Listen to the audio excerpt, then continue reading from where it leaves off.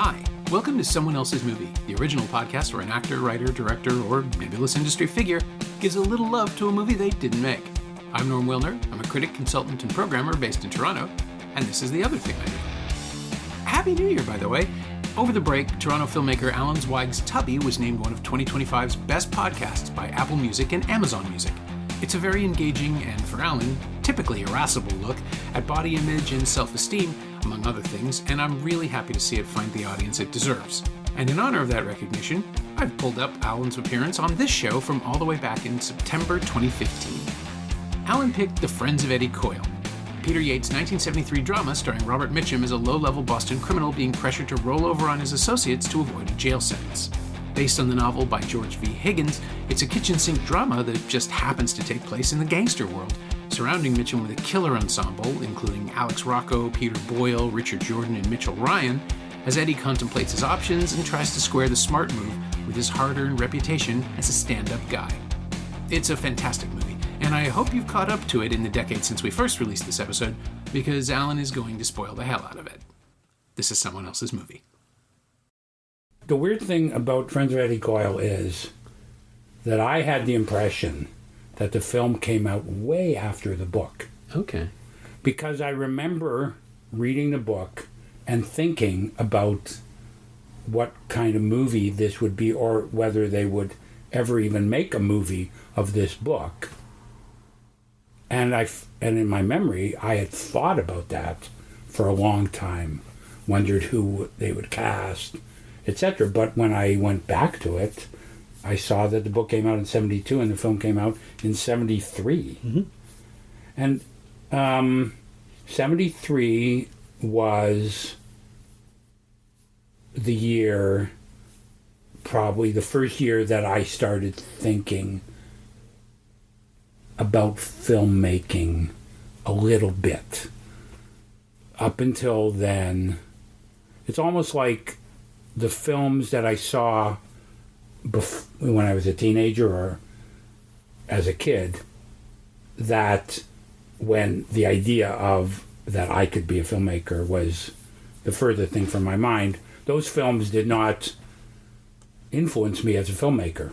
Okay. And even Eddie Coyle, in 1973, I was thinking about it, but still I wasn't really thinking about it that seriously, so I don't know that it made me in any way think about filmmaking or what kind of films I wanted to make when it came out.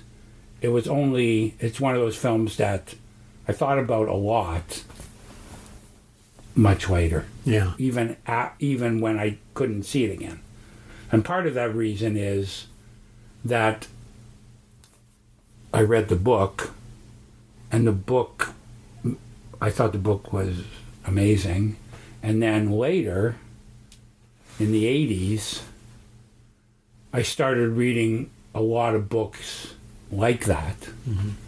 So that book kind of came back to me, and then the film came back to me. But it's funny, one memory I have of the film is that as much as Robert Mitchum was my hero, I was disappointed in that casting. Okay. And I don't know why. Even now, when I just watched it again last week, I was trying to figure out, well, at first, I thought he was too old. And so in the book, Eddie Coyle's 44. And Mitchum was what, like 50? Mitchum was in his like 56 at the time. But in the movie, he says, I'm about to turn 51. So I guess in the movie, they made Eddie Coyle a little older. Mm-hmm. Yeah, I guess I thought, even though Mitchum was, I'm not sure at that time whether I'd seen Out of the Past. So I'm not even sure on what basis.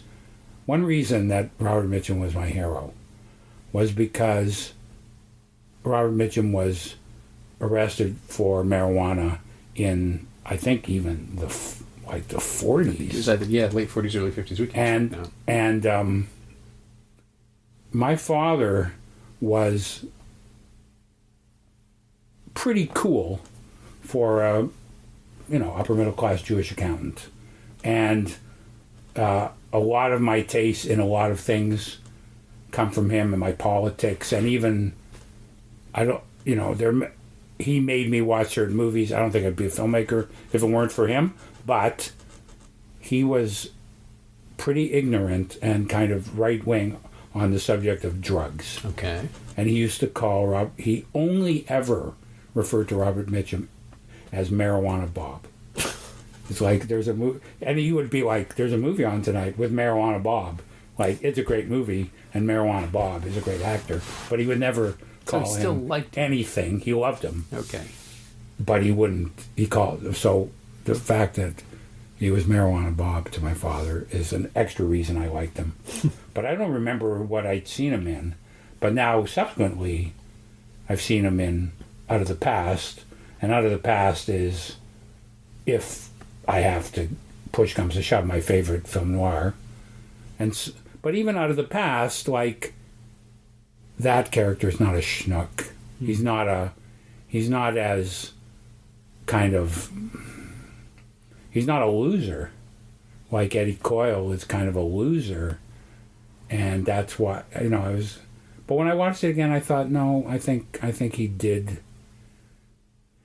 I was thinking, like, maybe I just wish they'd hired somebody less known, or maybe like Gene Hackman at the time could have played him, or even just one of those other guys like Peter Boyle, who's in it, would have been a better, like, Peter Boyle's only, right? He's a total loser, pretty well except in Taxi Driver.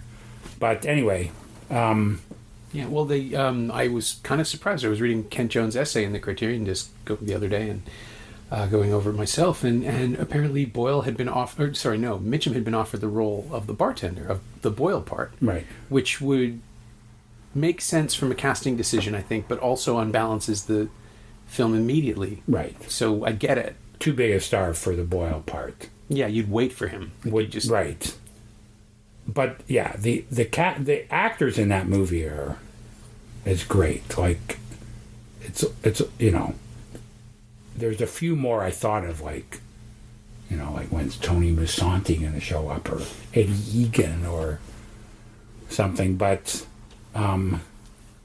anyway, it's pretty much a rogues gallery of 70s character actors, and like Alex Rocco and Stephen Keats and Richard Jordan and Richard Jordan. It's funny. Richard Jordan that's an interesting actor. That's sort of like, he didn't usually show up in movies like that, but he was good in that one. It's funny when I watch the movie again. So the friends of Eddie Coyle are in it more than Eddie Coyle is in it. Anyway, I just have to say, so when you asked me to choose a film, I was thinking of a film. I was thinking, like, on what basis would I choose any film? Sure, yeah. And so I just have to say that though there's a connection between, part of the reason I chose the film is its connection to my documentary, Hurt. Okay. But most of the reason is that it's like, essentially, I'm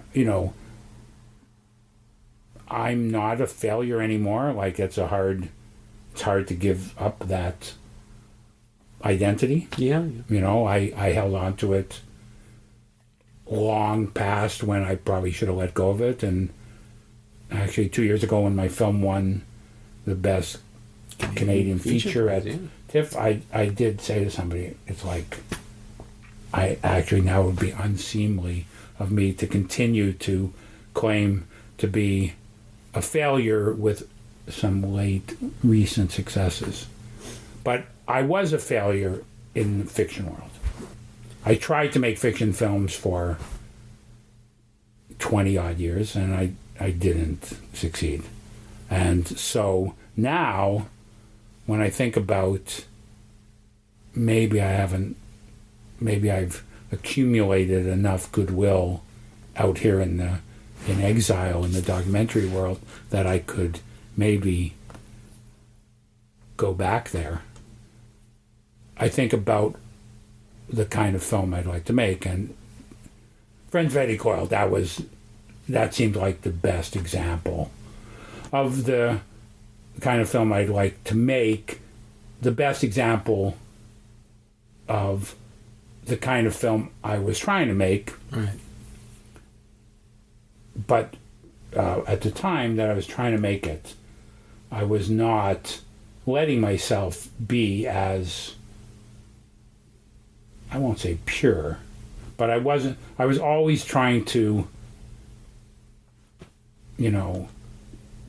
do something to it that I thought would be palatable to the people that would fund films in Canada. So is it part of the packaging that gets into it, that where you stop thinking about the content and start thinking about the pitch? Well, I think it just, I think that, if I had wanted to make The Friends of Eddie Coyle exactly like that, or a film much like that, back in the day when I was trying to make fiction films, I don't think I would have, I can't say that would have been the magic ticket. Because genre-wise, that was just not the kind of thing that Canadian government funders were doing. Right. But at the same time, I didn't even really try to. It's like I gave up before I even tried. Like I was always trying to. I don't know. I just feel like, this might not be the true memory to have, but the way I tell the story to myself is, when I made my first documentary, I was actually saying to my friends, this is my swan song, this is my sort of goodbye to filmmaking, because it just didn't work out, but I got this grant money, and I got to spend it. And so I was just not paying attention to anything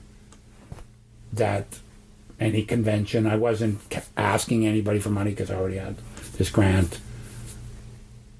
So I did exactly what I wanted, and that was the first thing that ever worked out. Okay. So sort of when I sort of go backwards, I think, why didn't I do that in fiction? So now if I think about going back, I still have this feeling like there were films back then, stories I wanted to tell, and Eddie Coyle is a lot like the kinds of things I wanted to do back then, and could I get that film made now? Like even I was invited to show When Jews Were Funny in Thunder Bay, and I've basically never been to Thunder Bay or Sudbury or something like that. Yeah. And so when I was there, I was very aware of people are shooting films in these places now because they get this Northern Ontario subsidy. And I was thinking, Thunder Bay, totally, you could shoot Friends of Eddie Coyle in Thunder Bay. Yeah. Like, no problem. It is a remarkable, just going over the sort of the evolution of the project. The book is written by a former attorney who understands the language inside and out. But the film is made by an Englishman who shot entirely on locations in Boston, cast people who aren't Bostonian, but more or less got the accent. But it feels like an ethnographic study. Like, it feels like you need a stranger's eye to pick it apart and see how everything works. Even the geography of Government Center, when characters walk across it in those long shots at the beginning and end of the film, is treated as almost something to be examined. It's like an ant farm, like a specimen box somehow. I find that really interesting watching it again, is that there's so much attention to detail about the way people pour their coffee and how they hold their beer at the hockey game, and the fact that they got footage of Bobby Orr makes it feel even more archival somehow now. Yeah, and it's interesting, like, how did they choose Peter Yates? He seems like a weird choice. I guess I'm only basing that on, he did Bullet? He had made Bullet, and so he was the action guy. Yeah. And so, there's no action in the film. Right. That is the one part of the film that I will fault, is that I think that the Dave Grusin soundtrack is completely inappropriate. As if it's like a heist movie soundtrack, kind of like Taking a Pelham 1, 2, 3 or something like that. Mm-hmm. And the movie is way more, is like boring in the best possible way. Yeah, it's a lot calmer, definitely, than the score would have you believe. Yeah. Even the heist sequences are fairly restrained in their choreography, and I think he points this out in the commentary. There are 2 shots fired in the entire film. One is at the very end, and one is during the heist scene. And the heist scene is the only time they show blood at all, because that's when he said that's when they needed to make people understand that the stakes are real. But everything is otherwise just implied and sort of left hanging. The larger world is always functioning around these characters, but in the moment, it's pretty dull being a middleman who runs guns back and forth between parties. Yeah, like what I like about, I wonder if I liked this when I first saw it, but what I like about the film now is, you meet Eddie Coyle. He makes this little speech about how he got his fingers crushed, and basically says something like, kind of like, shit happens. Yeah. And the whole movie is on some level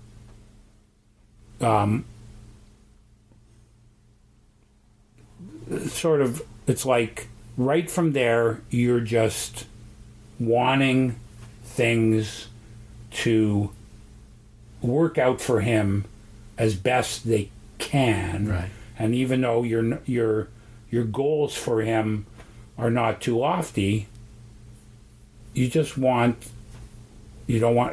like, Eddie, don't fuck up, don't get in with the wrong people, just like, skate around this and survive, please. Mm-hmm. And that is like every scene, you're kind of like, oh, is this good for Eddie? Like, is he, and when at the end, I'm not the ending, but when they're starting to talk about him, like, that he ratted, and I don't think he did rat. No, he wanted to in his heart, which makes it a very Catholic film. Right. And which is perfect for Boston, too. Right. It's the sense that he tries and no one needs it. When he's ready to sell out people, they've already been captured. It's too late. Yeah. It was, and the weird thing is that is a lot of, like, that is ridiculously a lot like my film. Like, I didn't even know, I didn't think about that. I basically was just thinking, I just thought of Eddie Coyle as kind of, not the calmest, I don't want to say that, but sort of, I always say to people, and it might be pretentious claptrap, but I always say that when I make a film, my goal is that you should just be watching somebody walking down the street, and in the background there's just somebody telling a story. And they're just telling a story just like this. Mm-hmm. Everything is completely flat. But when it ends, it's like, oh my God, you've been on a journey. But nothing on the journey ever felt like a giant moment. Right. And whatever. There's like... That's not claptrap at all. I mean, I've seen so many films that suffer because people insist on putting giant moments. Right. There's a thing there's a thing in one of those Mamet books where he says, go into your screenplay, find your favorite scene, take it out. Because there shouldn't be anything in there that is like, oh my God, your favorite scene. And actually, there's a couple of things in my film Hurt that if I had followed that, I would have taken out. Because, on some level, I feel like, I mean, I couldn't not put them in. But there's a certain part of my filmmaking purist thing that made me think, oh, yeah, they're almost too much. They sort of float out of the movie. But anyway, that's how I remembered Eddie Coyle. Was just like there's Eddie Coyle. He's in a restaurant. He's just talking to guys, and there's all this like weirdly boiling stuff going on, and it's like the world is conspiring against him, or that's just like he made his bed and he's gonna lie in it. But that's a lot like Stefano, like a lot. Like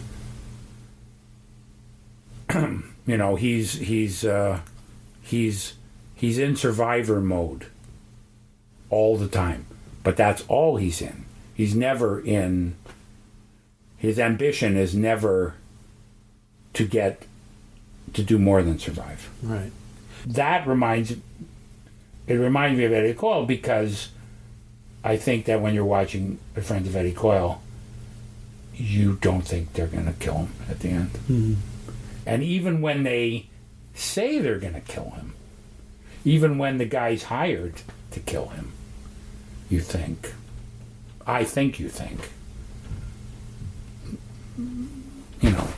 he's going to talk his way out of it, or the other guy's going to get, something's going to happen. Yeah, you want there to be a plan, because there always is. Because in movies, and I think that's the difference between this film and almost every other, gangster picture, really, because that's who these guys are, is that he is not clever. Like, he doesn't outwit anyone. Right. He's kind of the thing that the thing that distinguishes Eddie Coyle, the movie Friends of Eddie Coyle. The thing that distinguishes the movie for me is that everyone is so tired. And Mitchum is the tiredest of them all. He looks like he hasn't slept in 10 years anyway. He always did. Right. But then you add in this, like, he won't even acknowledge creeping desperation. He just doesn't have anything left. So he's trying in the weakest possible way to sort of strike a bargain, and he says he won't be a total fink, but that's where he's going, and then he wants to do that, but he's not very good at it, and he kind of misses his window, and then all of these other things. And still, that final 20 minutes is incredibly tense.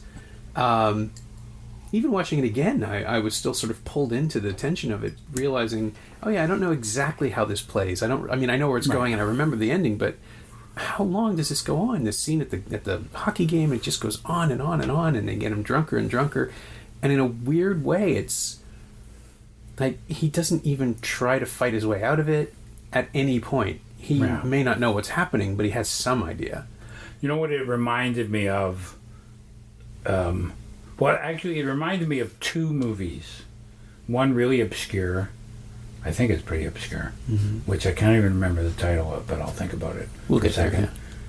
But it reminded me of one of my favorite films, which I might have chosen to talk about, which is Mikey and Nicky. Oh, yeah.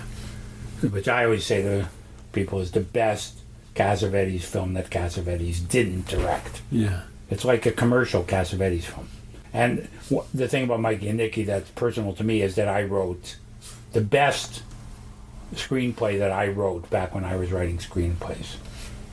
And the one that came closest to being made, though it didn't come close enough, was a total rip-off of Mikey and Nicky.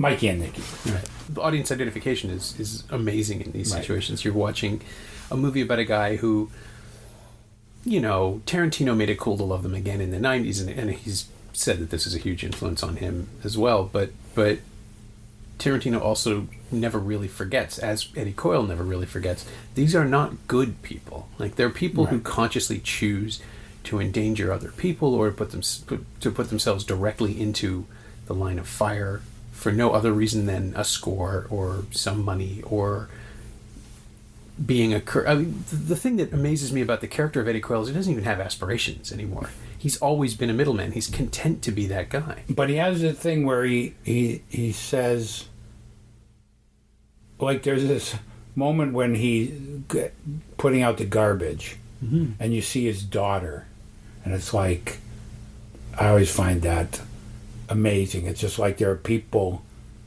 you know, I remember this point, it's like, this is way of a stretch, but I do remember this point in my life where I saw, like, scenes of, like, Keith Richards at home with his kids, and then Francis Coppola at home with his kids, and then finally I realized that there were certain people that just for some reason I thought were so cool or weird or whatever that I just couldn't imagine them having kids. And then I was like, oh no, like almost everybody has kids, no matter how, not everybody, but you know, like, however rarefied that was.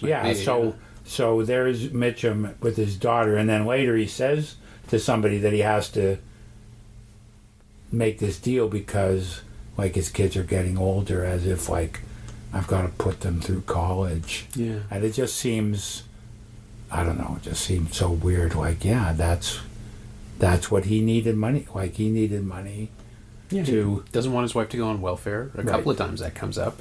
And she's going to go get a job, and that offends him. And you can argue, I mean, I think quite compellingly, that his decisions have brought them to this point, but he's so steeped in the criminal world that that's not that doesn't even occur to him. He's a breadwinner. He's just a guy with a job. It just happens to be an illegal job. And the thing he gets pinched for, ultimately just crossing state lines with somebody else's whiskey, is so small and penny ante that I love that one scene where he just can't believe that it's going to happen, that the sentence is going to go through. Actually, I can talk about this because it's not in Hurt. But one day that we were with Steve, he went to court twice on completely different charges. And in the end, as funny as that was, I didn't put the second time in because I just thought it would be too confusing.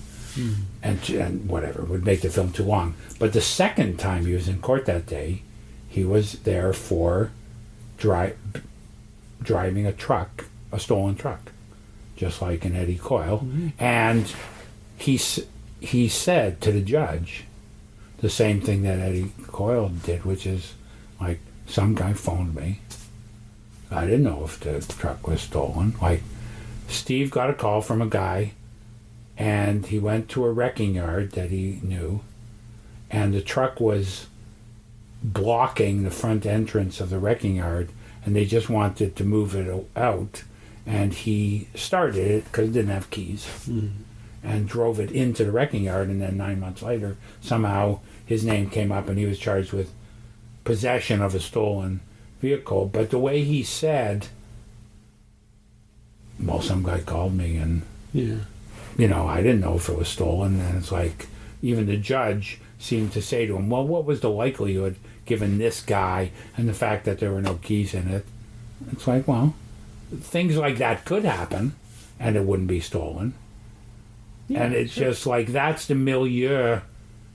I mean, I think that, I don't know how I can, how you can illustrate this in Eddie Coyle, but I think that Eddie Coyle probably had his own set of morality, his own morality. There were things he wouldn't do, but everything he would do would be in that world, because that's the only world that he knew. And it does remind me of this other film I made, A Hard Name, where I was meeting a bunch of ex-cons who were trying to stay out of jail, but it always made me wonder with them, like, so how are they going to stay out? Like, there are like one guy, Keith, who has stayed out. He's like working, he's a hard worker and he's working construction, all that. But like Steve Fogno, when he ran across Canada, got a lot of offers from people to help him. And at one point he worked in a bank in Edmonton, and just to think of him working in a bank, like, you know, some people just aren't cut out for straight jobs. Yeah. And once you've had a taste of the kind of fame and celebrity, or even just the level of life that you get when you become a national star, when you are celebrated, it must be hard to cut that out of your life, or at least to have that cut out. Yeah, no, but I think more the thing with Steve is that, and it's similar to Eddie Coyle, is that they like to live by their wits. Mm-hmm. I think that I think that Eddie Coyle, it's funny what you're saying about him, because the other characters seem a little more excited by what they're doing than he does, leading me to believe that when you're younger and you're involved in, you know, that criminal underworld, it's kind of exciting, but at this point for Eddie Coyle, it's just a job. Yeah, it's another job that he's had for too long, and his luck runs out.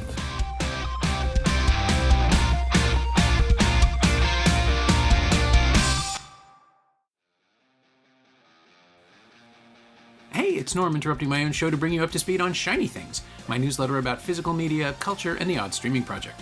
I've been catching up on December releases, so this week you'll find reviews of I'm Still Here, Seeds, Time Stalker, If I Had Legs I'd Kick You, The Smashing Machine, and Black Phone 2.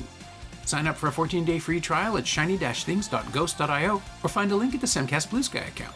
You like reading about movies? I like writing about them. Come check it out.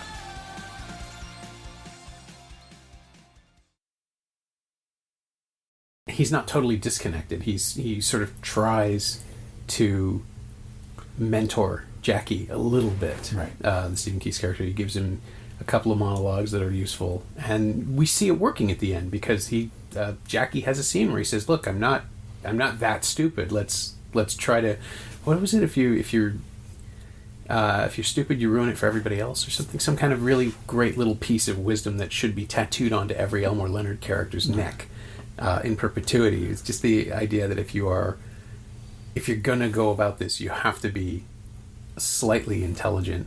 Otherwise, you'll just walk into every trap, and you know, don't be dumb about it. Don't treat me like I'm an idiot. You know, the funny thing is, when we're talking about this, there's part of me going, why do I like this? Like, why do I like these things so much? Why did I like not just Eddie Coyle, but like crime novels? And I don't like, I mean, I read a lot of, I don't read them anymore, but you had to go in the mystery section to find these books. Mm-hmm. But it's not that I liked mysteries. Like, why do I like Jim Thompson and David Goodis and film noir and Eddie Coyle? And when it's, as you say, like, and why do you like Eddie Coyle, which is the least glamorous? It's not even glamorous. It's not even romantic. It's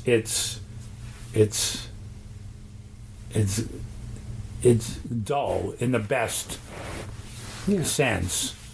Well, I mean, it's almost a Mike Leigh movie, like in its treatment, in its absolute matter-of-factness, and its reduction of everything to simple behavior.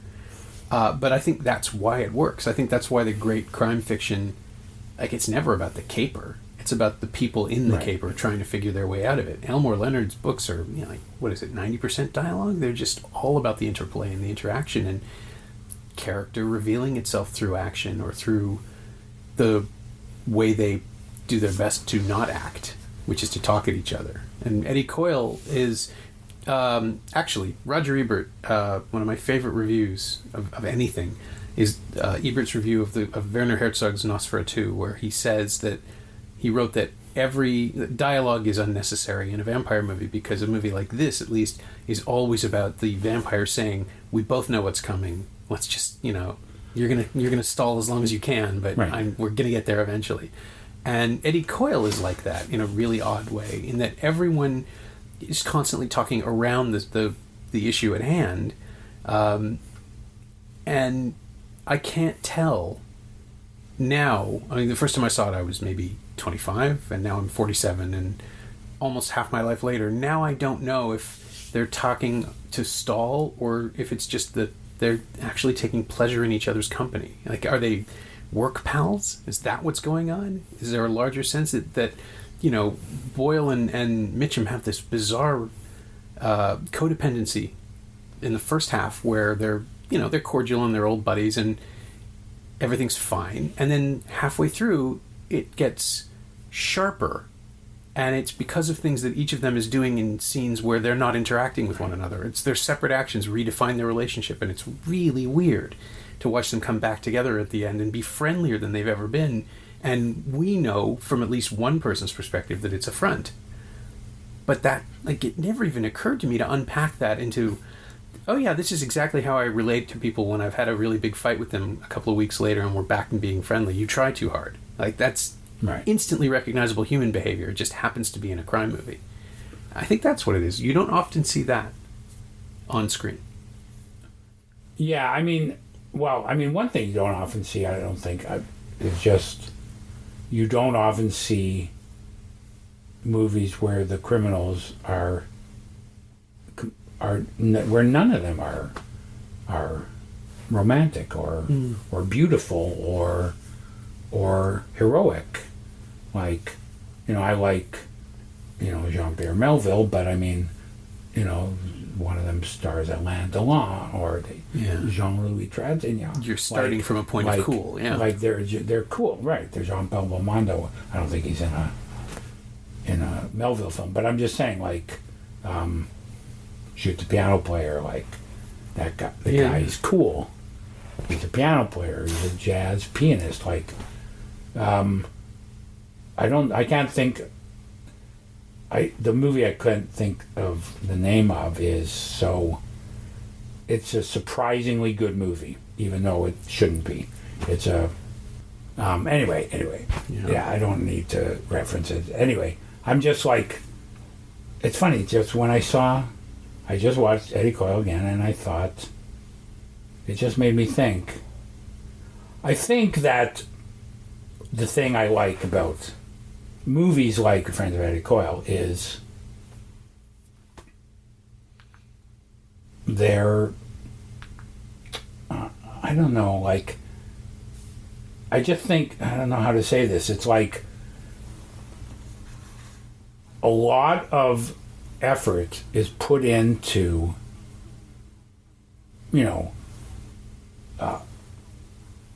solving mysteries, into a lot of plot.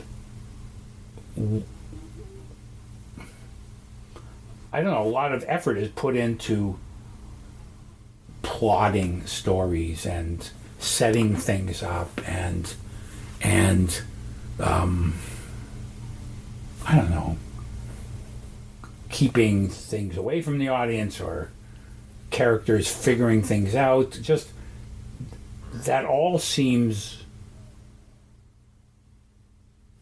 fun, but is also kind of ruins a movie at the same time that it's fun. It's almost like it should come with a separate board game if that's what you want to do. Yeah. That I like movies where nothing happens, and usually those movies are kind of art films and aren't action movies. Right.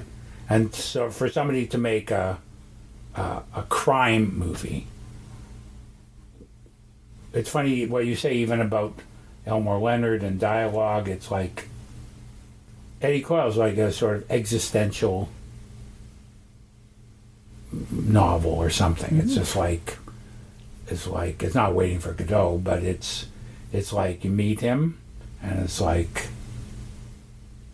almost like everybody's just sort of playing their role. Like, there's not a lot of pieces in the puzzle.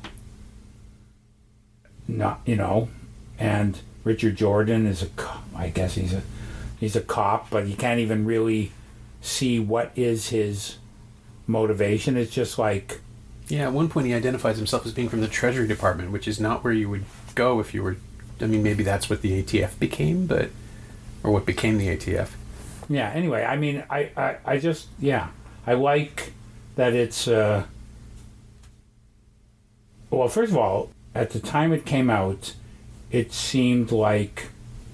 Even though it was made by this Brit, it seemed like it fit with the sort of American, like, whatever, Five Easy Pieces, films that I was, or The Conversation, or that at the time, which was that it was very American, kind of weirdly low-key.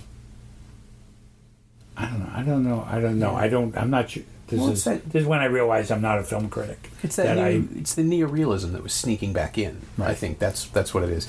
The one I always pair it with, because they're contemporaries, is The Exorcist, which similarly just takes all the glamour out of that genre, which, you know, things like The Haunting were pretty expensive studio horror movies, were a big deal, and The Exorcist, just by going handheld and intimate, makes it feel so compellingly believable, like it could be happening next door. And Eddie Coyle, I passed this guy on the street. Like, I don't doubt for a second that world is just slightly adjacent to the one that we know. Yeah, it's funny, actually. I just had this thought because, and it's irrelevant that we're geographically located where we are, but in the 70s, when this film came out, was when I first left, stopped living at home after university. And one of the places that I used to go was the Crest. Oh, yeah. Which was a diner at College and Spadina. And it was, Milton Acorn used to go there, and all these mostly Jewish guys from the schmutta business would have breakfast there. But still, it had a kind of, like Eddie Coyle would go there feeling. Yeah. And, that I don't know why I guess it's whatever. It's like I like cowboy movies, and then you're attracted to criminal movies. I mean, I don't know why I would question that, but I just remember, that book, The Friends of Eddie Coyle, the title even, and just there was something about. It was like, we're going to introduce you one by one to this guy's friends in a very matter-of-fact way. Nobody's going to beat each other. Nobody's going to beat anybody up. There's going to be no shootouts. They're going to meet in diners. They're going to be eating bacon and eggs. And it's like you're going to get a glimpse into how people live, what criminals are really like, and kind of how desperate and sad it is. Yeah. And yet, the weird thing is, then you go, desperate and sad, that's so romantic. Like, you can't not feel attracted to it, even though in some ways they've done everything they can to make it unattractive. Yeah, I think it's the attraction to me of the crime novel, anyway, has always been the sense that there is a larger morality. I mean, they never make movies about, or when they do, they don't work as well. They never make movies about guys who have no code. The guy who has no code is always the threat. Right. And even here, the kids looking for machine guns, which feels weirdly Patty Hearsty. Yeah. Just says that the way these guys do things is dying because there's a new anarchy coming. There's a new element that just wants to be violent. That's so weird that you're saying that, because I just have to tell you, so when I made a film about people in prison, I started hearing a lot about the prison code. Mm-hmm. And some of the stuff they hear about the prison code is like bullshit. It's horrible. It's like, well, whatever, like pedophiles or the lowest of the lowest low. on the pecking order, right? You know, you call the worst thing you can call somebody is a goof. If you call somebody a goof, you might as well, he's going to kill you or you're going to kill him, because a goof means pedophile. Yeah. And that's absolutely the worst thing you can say about somebody, and etc. But anyway, so the people I met making that film said that there was a code and we lived by it, and if you lived by it, you could survive. But now kids are coming in and they don't care about the code. Yeah. And they're like young gang kids are just like swarming around some old dude and killing him, and they don't respect anything. Is that always the case? I mean, is like that's when I start thinking, well, 40 years ago they were making movies about the kids coming in and ruining everything, and right. now those kids are in their 60s, so right. they're the ones complaining about the kids that have no respect. So how bad is it? How bad are these new generations? Or is it just that as you get older you get more calm, and you either figure out how the system works and work within it, or you get killed? I assume in the crime world, in the world of the crime novel anyway, that tends to be how it works. But that's a comforting fiction. It's easier to navigate that for them than out here with us, because we don't have a code. Yeah. Maybe that's one of the things that's attractive, is that, right, I don't know, that, not that I wish we did have a code in a way. Yeah. But having one would make things easier. If you see the world in a certain way, having a code lets you pretend that vision that you have makes sense. Yeah. No, it's funny because I was just thinking that I do have a code for filmmaking, but then on the other hand, other people that have a code I think are full of shit, because that code is so boring. Is it just because it's not your code? Yeah, I guess. I don't know. I mean... What if we all have the same code and we just don't know it? That's society. Yeah. And agreed upon. But I assume people that keep movies, like you do, oh yeah, rewatch them. Sure. But you can't rewatch everything here, but you rewatch a lot. So I don't rewatch things, which is why I eventually have allowed myself to get rid of things. This is kind of irrelevant, but it's somewhat relevant. About 2 years ago, I met a guy and we were talking about making films together, and I said I was talking about this sensibility, and I said I'm going to put a bunch. I put about 30 books in a carton, like a little liquor store carton, mostly pulp novels, Jim Thompson, William W.R. Burnett, etc. A number of them were not original pulp novels, but sort of, they might have been third edition, not worth any money, but were cool to me. Right. And I gave them to him.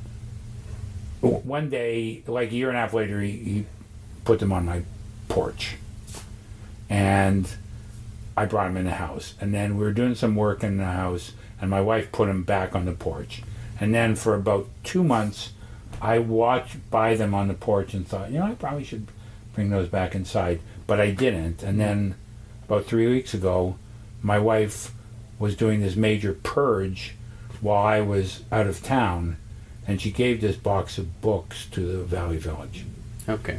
And I'm embarrassed to admit how mad I was. I was livid. It's embarrassing to remember. But then I thought, okay, you know what? These things are inside me. I've experienced them. I don't need the object anymore. But nonetheless, we went to Valley Village and tried to get them back. And then, actually, amazingly, we got 20 of them back. And one of them was my edition, early edition of the Friends of Eddie Coyle. So I was glad to get him back, but I was also, I think I could have given them up, because I haven't put my books on a shelf since we moved 3.5 years ago, and I haven't put my DVDs on a shelf since we moved 3.5 years ago. Friends of Eddie Coyle was on the shelf because I think I lent it to somebody. Yeah, because I lent it to this guy as like, if we're going to make a movie, I would like to make a movie like this. And that's why it was in my office rather than in a box. But I hadn't rewatched it. And so I rewatched it a few days ago because I was going to do this. And I was kind of amazed how beautifully dull, but dull it is. And it's like, wow. On some level, I was like impressed. Wow, you have good taste. Like that you loved something. But in another way, I was just like, yeah, like this was a major motion picture with a major motion picture director and star. And the music is making you think, oh my God, what's going on? But really, there's like nothing going on in a lovely, existential, kind of slow burn way. You know, you meet this guy, he's kind of accepts that, you know, bad things happen to him, but, you know, he's trying to, whatever, keep his wife off welfare, and then, yeah, I don't know, it doesn't work out for him. Yeah. I think it could have only been made in that window. Like in that, you know, like a year after The Godfather, when people are realizing that there's an interest in this sort of thing, and also when the audiences of the day were willing to accept that films could be about interaction instead of plot. Right. That there's no clockwork mechanism, that it's all just about people making the best decision they can make in a given moment. And for that one guy in the bank, it gets him shot because he thinks he's being clever. Right. And for the other guy who isn't clever enough, gets him shot. There's just a certain shrugginess to it that, you know, what are you going to do? This is the life they chose decades ago. They just didn't know this was where it was going to lead them. Or is it, I don't know, some kind of, not biblical thing, I don't know the Bible well enough, but just, I don't know exactly. It's sort of like, it sort of reminds me of, I did a rant, I talked about this in a film that I made, but something about when I was a kid, when I was not a kid, sometime in my 20s or 30s, I read this quote that said, the only sure thing in life is pain. Mm-hmm. Like, the only sure thing is loss. Like, you know, there will be other good things, but that's sure. And I wonder for me if that's what is comforting about these films in a way, is that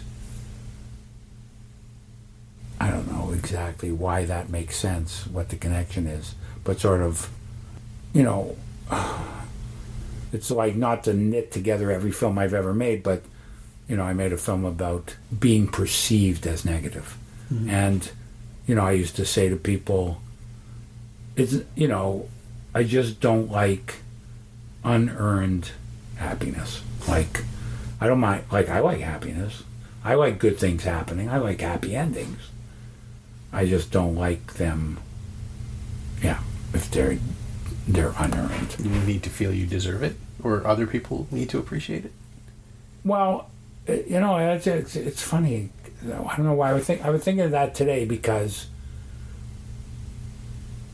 I do like earned happy endings.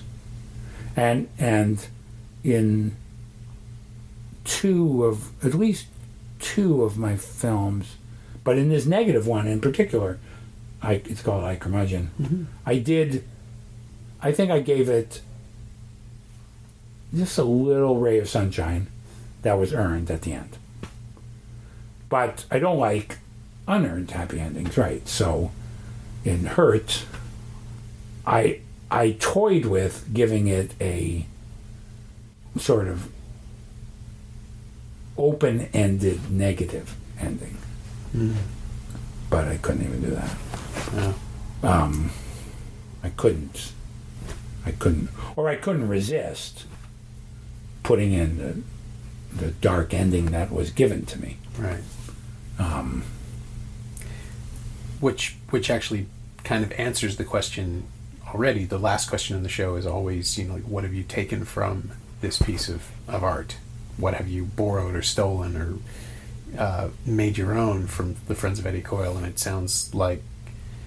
Well, the Friends of Eddie Coyle, the Friends of Eddie Coyle was, I don't know, in a lot of ways, Friends of Eddie Coyle was the film I tried to make for ever since I saw it. Yeah. But didn't succeed in making it in fiction, and may have succeeded making it in documentary, which is kind of funny for me because, I don't know, it's like there are things about documentary that I like and things that I don't like, and it's like I did not set out to make documentaries. I made one, and it was the most successful thing I'd ever done, and then I felt like there's an invitation. If you want to have a little bit of success, keep doing it, otherwise go back to obscurity. So I never went back to trying to make fiction, and for a while I didn't care that I didn't, but now I'm at a place where I do care, even though I think it's not, I don't have to do it. Like I'm an old man now. I can just make a few more documentaries and I'll be finished. But there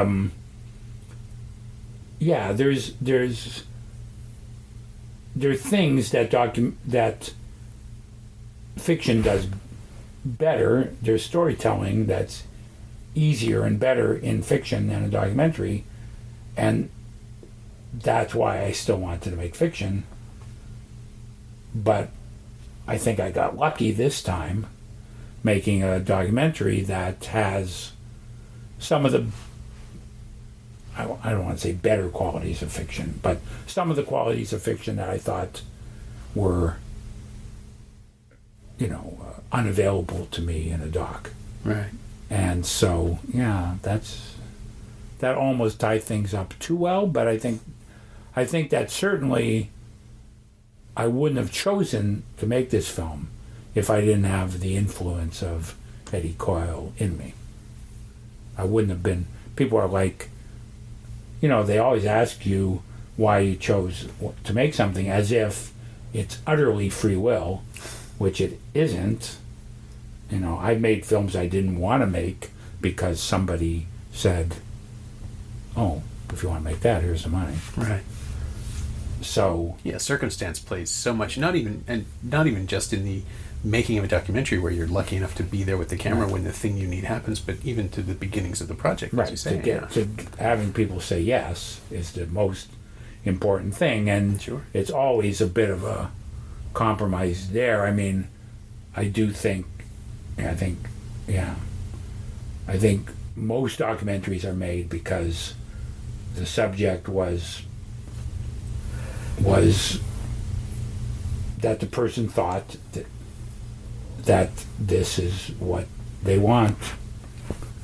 So, but that wasn't true of this film. Like it came from a slightly more pure place. I didn't think we would get supported. I don't think we would have, in a way, if they'd known what the film was going to be, even though I think people are going to be happy with it.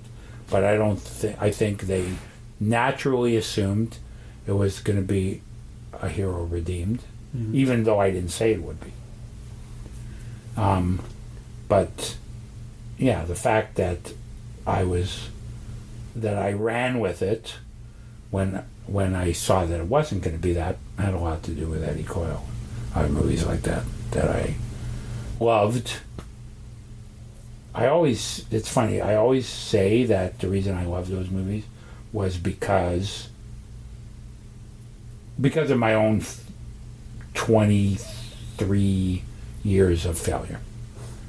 That I don't know if that's true, but that seemed, it's when my life was like 35, and I realized, oh my God, this is really not working out. And I'm not a kid anymore. Everybody I went to school with is successful now. Yeah. Like they have families and possessions and security, and I have none of that. And it was kind of like, it's funny, I always think about, why do people think life is going to work out with all the reasons not to believe it, and also all the fiction that's about it not working out? Why do you still just assume, like, oh, you'll meet someone? Yeah. Oh, like, really? Maybe you won't. Well, that's terrifying. Like, that's why you believe that you will, because otherwise it's the complete uncertainty of, I don't know what I'm going to be doing. I mean, I lived by myself I was alone, really, with a dog and a cat for about 10 years in my late 20s and my late 30s, and dated infrequently because I was freelance and had no money and was working all the time, and to still have no money, which was ironic. But I don't know. I think at some point you either grow into the person that you're most comfortable being, and that's how you become more successful, like based on what you set as your parameter of success, and your level of comfort with whoever you are. I think that's how it works. And I think people who are unable to be comfortable with the possibility that they might be alone get stuck there. It's once you, and that's probably why these fictions appeal to us, is because not only do they offer a society where everybody is accepted for who they are and what they do, and they're all happy and they all have their little social orders that are established before the movie starts or before the novel starts, and those orders are maintained throughout the film or the book, but they also give you a way of seeing the world where everything is clockwork, where everything does make sense, and all the people were meant to be, here's a guy and here's a girl. By the end of the movie, they're going to be a couple. Right. This is how this works. And it tells you, this could happen, even though it's a fiction and can never happen.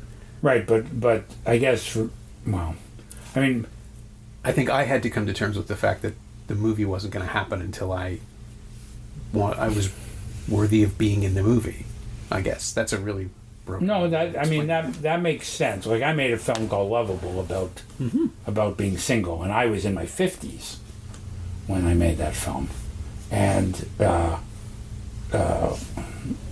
anyway, after the movie ended, I almost immediately wasn't alone anymore. Although my wife didn't see my movie. It had nothing to do with that. But anyway, yeah, in those years that I, like, from 25 to almost 50, where I had no success, that's when I became obsessed with film noir and fiction, pulp fiction, and movies about, like, life's spiraling downhill to inevitable endings. And I don't want to just accept, because I was a failure. But I feel like there was a connection. Like, I had a glimpse of something. I had a glimpse of, I don't know,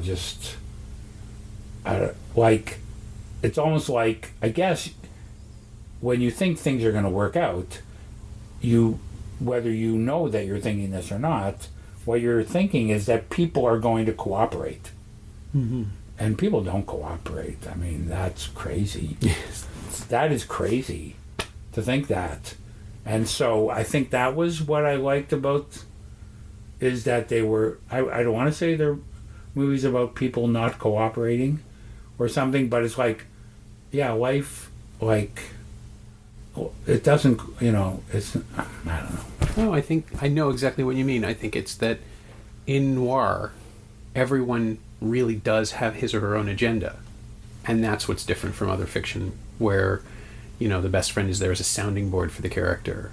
The partner in film noir is there to get killed or threatened or betray, There's always a purpose. But also, I think it's that, like, I think a lot of noir, and Out of the Past is certainly an example, in a lot of noir,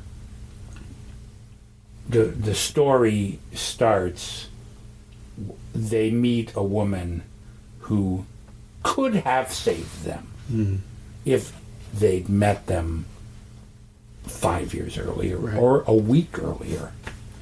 But that woman does try to save them, but it's too late. Yeah. And in Eddie Coyle, it's, I think, decades too late. Yeah. That's the great tragedy of it, is that you're coming in at the end of this guy's story. Although I suspect the beginning of it wouldn't have been that much more dynamic. Yeah, that's interesting. What would the beginning have looked like? My thanks, once again, to Alan Zweig. It was a really fun episode, and you should check out Tubby from Left of Dial Media wherever you enjoy your podcasts. You can find Alan on Instagram at alan.robert.irwin, and you can find The Friends of Eddie Coyle on Blu-ray in an excellent special edition from the Criterion Collection. It's also available to rent or buy on various VOD services across North America.